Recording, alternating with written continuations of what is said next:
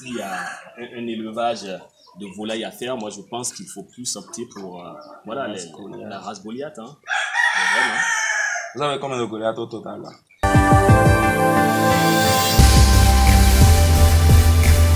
C'est quoi votre activité principale ici? Alors, là, mon activité principale ici, là maintenant, oui. c'est l'élevage de volailles. Volailles. Nous allons visiter l'élevage de volailles.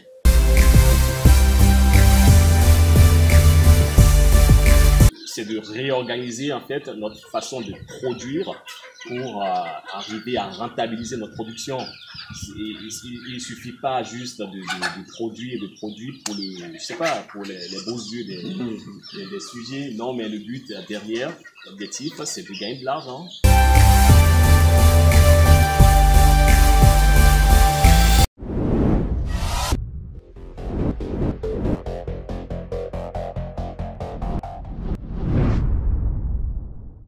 Mon nom, moi-même, c'est Wilfried Mounionwa. Je préfère d'habitude donner mon prénom, pas Donou, parce que c'est mon premier prénom. C'est mon prénom africain que je fais. Oh, mesdames. Mais bon, voilà. Nous sommes où ici? Nous sommes à Agontamé. Nous sommes à Agontamé, c'est dans la commune de Komassé. C'est à 12 km de Ouida en allant vers, on va dire, Komé, mais le village ou la ville la plus proche, c'est plutôt Seboé. C'est à 2 km d'ici. Voilà. Alors pourquoi la ferme? Pourquoi la ferme? Vague question. Est-ce que je me suis vous êtes un bel homme, vous avez tout, mais regardez comment vous êtes habillé. Ça veut dire que vous aimez quelque chose, quoi. Non, mais bon, voilà, comme tout le monde, on a peut-être cet instinct animal qui nous est resté un petit peu tous. Et on a toujours, enfin, je parle peut-être d'une minorité, on a toujours ce réflexe de préférer les grandes aires ou voilà, au coin un petit peu. Agglomération. Exactement. Voilà. Donc voilà, tant qu'on a la possibilité, voilà, de partir un petit peu, voilà, respirer l'air de la nature, bon, mais voilà, je pense qu'on est tous un petit peu ici, c'est calme quand même. Ouais, exactement, on a le bruit des... Les matins, quand je dors ici, c'est le bruit des coqs qui me réveillent le matin. C'est très agréable.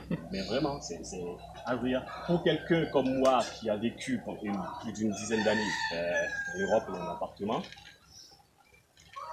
franchement, quand je rentre en Europe... Je dis, vous étiez en Europe quand vous avez démarré la construction de la ferme? Quand j'ai acheté.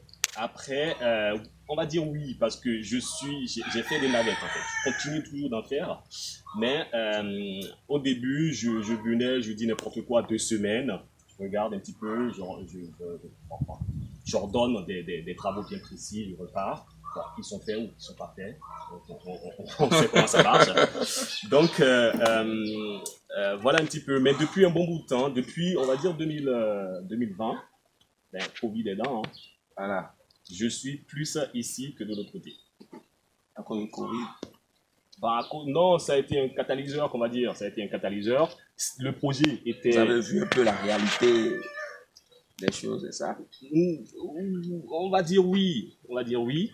Mais le projet était là depuis quand même un bon bout de temps. Je me préparais quand même à rentrer depuis un bout de temps. Mais bon, voilà, comme tout, on est toujours un petit peu hésitant, On nous a enfermés pendant, je dis n'importe quoi, 1 mois ou 2. Et puis, je me dis, allez hop, c'est le moment de partir. Allez hop, on est parti. Monsieur Wilfried, parlez-nous de votre projet ici. Alors, mon projet ici, c'est une ferme agro-pastorale. Bon, initialement, j'ai commencé avec du maraîchage. Tout cet espace-là que vous voyez, il y a encore, je dis n'importe quoi, 1 an et demi, voire 2, c'était rempli de, comment dire, de piments, de légumes feuilles, voilà, les gourmands, grandes laurel, amarantes, cailloux. Vous voyez bien qu'il reste des pieds de cailloux. Pourquoi on ne voit plus ça? Parce que après, c'était pas rentable ou bien voilà, pas? C'était pas rentable. Alors voilà, pour moi perso, pour la zone. Quel était le problème? Le problème, c'était déjà au niveau du coût de production. Ouais, le coût de production était trop élevé par rapport à ce qui était proposé sur les marchés. Ou carrément, bon, après c'est main d'œuvre aussi. Oui, tout ça rentre dans le coût de production pour moi. Après aussi, effectivement, au niveau main-d'œuvre, compliqué à gérer parce que voilà, il faut avoir du monde. Voilà. Initialement, on n'utilisait pas tout ce que j'ai mis comme Irrigation. irrigation, non, il n'y avait pas ça, et c'était à la houe et aux arrosoirs. Donc c'était compliqué. Ils viennent, ils restent 2-3 mois, allez hop, ils se tirent.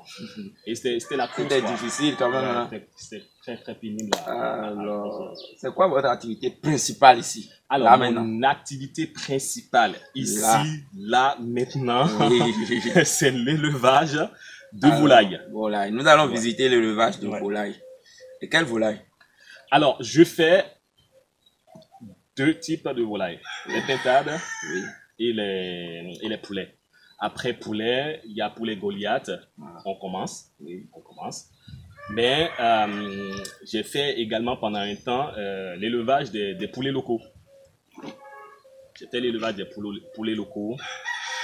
Bon, a priori, on se dit ça va être simple à gérer, ici et puis ça. C'était en divagation ou bien en concentration? Ben, j'ai essayé les deux. Quand vous avez essayé en divagation? En divagation, c'était n'importe quoi. Voilà. C'était n'importe quoi. Parce que quand elles partent, elles reviennent, mais bon, avec des problèmes. Ah oui. Voilà, elles reviennent avec des soucis. Bon, ok, très bien, on voit que la dame, elle a fait 10 œufs ou 2 œufs. Bon, on est content, plus ou moins content du positionnement des œufs, mais à la fin, on se retrouve avec 2 petits.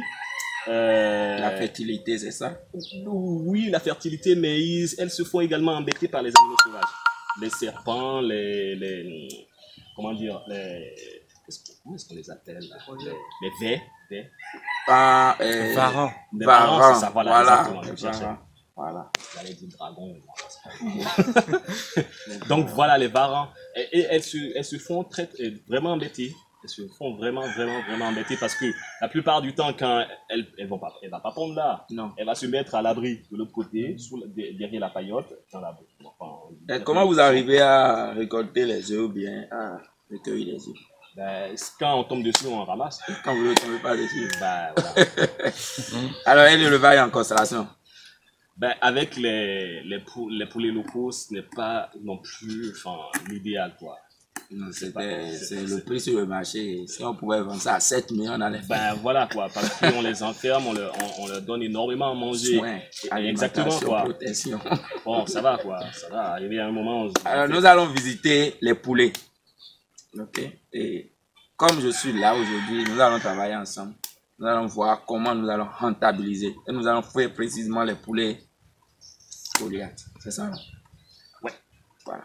Ouais. Nous allons nous arrêter à 10 semaines et à 3 mois. D'abord, il faut maîtriser le secteur. Nous allons voir ce qu'il y a là, faire l'état des lieux. On va juste ajuster la connaissance, sinon. Exactement ça. Oui, sinon ça va.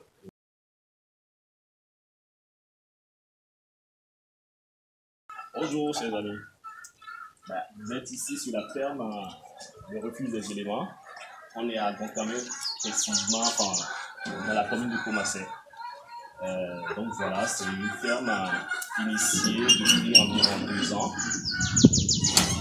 On fait de l'élevage de volailles, un petit peu de lapin.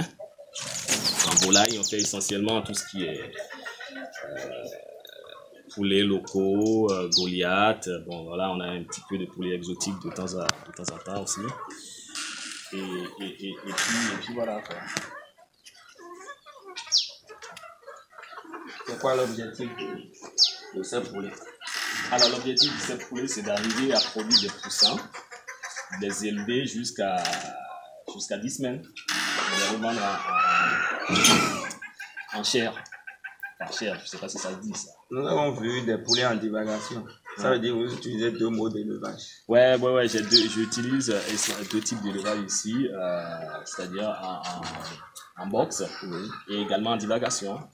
Pourquoi vous avez opté pour en divagation? Parce que je fais de l'élevage de poulets locaux et j'ai remarqué qu'en box, ça ne passe pas. Ça ne marche pas du tout. Voilà, soit ils crèvent, la petite tous tout le temps. Et voilà, ils sont vraiment mieux en divagation. Donc je les ai laissés en divagation. Ouais, poulailler là, j'ai vu 3 mètres sur combien? 3 mètres, ça vient. Et la largeur là, la longueur, la largeur. Ouais, c'est 3 mètres sur, ah oui, sur 20. Là, ah oui, on est 60 mètres carrés. Ouais. Voilà. Nous avons des Goliaths aussi. Ouais. Les Goliaths sont là-bas. Les amis, ici, nous avons la race Goliath. La race qui nous intéresse beaucoup. Voilà. Alors, monsieur William, la croissance des Goliaths par rapport aux locaux, c'est comment? Ah, mais il n'y a rien à voir. Il y a pas, comme on dit, il n'y a pas photo, quoi. Enfin, c'est-à-dire que pour les Goliaths, déjà au bout de 3 mois, font le double, voire le triple du poids des locaux au même âge, quoi. Pas plus. Donc, non, il n'y a pas photo. Ici, il y a un élevage de volailles à faire. Moi, je pense qu'il faut plus opter pour voilà, la race Goliath. Hein. Vraiment. Vous avez combien de Goliaths au total là? Là, j'ai un tout 130 ici. 130. Ouais. Destiné pour la reproduction. Destiné pour la reproduction. De divers âges. Hein. Ils n'ont pas tous le même âge. Il y a 3 semaines et demie de différence. Voilà, il y a 2 âges. C'est formidable. Nous allons visiter l'autre côté parce que j'avais vu des poulaillers sur pilotis. Ouais. Voilà. L'objectif.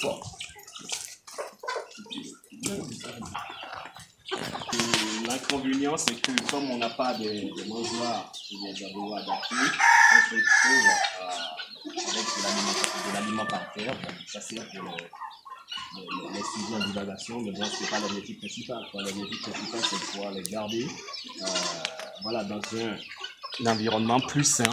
Voilà, plus sain. Et ne pas être derrière tout le temps à devoir nettoyer, à balayer, à faire ci, à faire ça. Voilà. La superficie, c'est combien? Là, c'est 2 mètres sur 2, donc c'est 4 mètres carrés pour chaque box. Chaque box. Donc on en a 8. On a 4 de chaque côté, donc ça fait 16 en tout. Alors, nous avons visité la ferme, nous avons vu des poulets, il y a des dindons, il y a des pintades. Il y a des petits ruminants également. Il y a des petits vous n'avez pas fait attention, vous n'avez pas vu? Ouais, oui, il y avait tout ça. Il y a même des pintades là. Ouais, voilà. Il y a la voilà. Monsieur William va nous dire c'est quoi son objectif à partir d'aujourd'hui. Okay, parce qu'on va réorganiser et nous allons réellement gagner de l'argent et aider la jeunesse de Agonkamé. Oui, nous allons aider les jeunes d'Agonkamé à profiter massivement de la ferme, à venir se former ou bien à apprendre, surtout pendant les périodes de vacances. Okay. L'objectif ici, en effet, ouais, c'est de réorganiser en fait notre façon de produire pour arriver à rentabiliser notre production. Il ne suffit pas juste de produire pour pour les beaux yeux des sujets. Non, mais le but derrière, l'objectif, c'est de gagner de l'argent. Il ne faut pas se cacher de le dire. On le fait pour voilà, gagner ce truc-là qui nous permet tous les matins de nous lever et de se dire, bon, mais ok, très bien. C'est ça qui nous motive. Plus tu gagnes d'argent, plus tu es motivé. Voilà. Donc, c'est ça l'objectif.